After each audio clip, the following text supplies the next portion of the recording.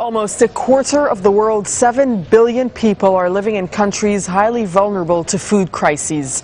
That's according to leading charity ActionAid. It looked at 28 countries and picked out the ones least able to cope with climate change, depleting natural resources and high food prices. Pakistan is considered the most vulnerable and the least prepared country. And one surprisingly omission is Somalia. ActionAid says it is extremely concerned about Somalia, but cannot get up-to-date data.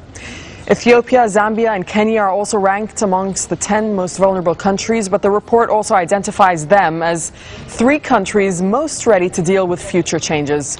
Peter Gresta sent this report from the Kenyan capital, Nairobi. Imagine how hungry you'd have to be to see dry bones as a source of nutrition. In Turkana in Kenya's far north, it's all they have left. Here, the government has spent nothing of the funds it lavished on agricultural development in other areas of the country. It's one reason Kenya now ranks as one of the world's most food-insecure nations.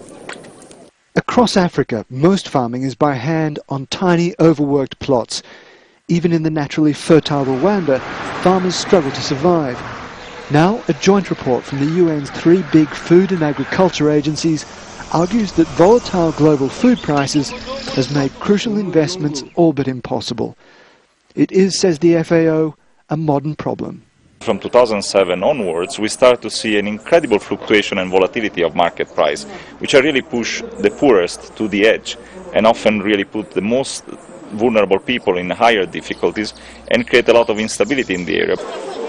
In Nairobi's cereals market, traders complain that when prices are low, farmers can't afford to invest in the land, leading to shortages. That drives prices up, so demand collapses, dragging prices with it. That bouncing ball effect is incredibly damaging. Recently, the Kenyan government introduced price control legislation. It said that was to protect the poorest from those international price fluctuations. But the report warns that that kind of action only makes things far worse. That's because although price controls protect consumers from outside influences like rising fuel costs, it makes it harder for farmers to cope with internal shocks like drought. Investment in agriculture is the medicine to all these problems, is the drugs that we have to provide to all these problems. And because they invested in agriculture, Ethiopia and Kenya, we had much less crisis in these 2 countries compared to what happened in Somalia. But not this kind of investment. The rich world's demand for things like flowers and biofuels is taking valuable land away from food.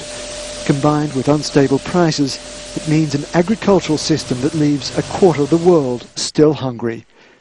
Peter Gresta, Al Jazeera.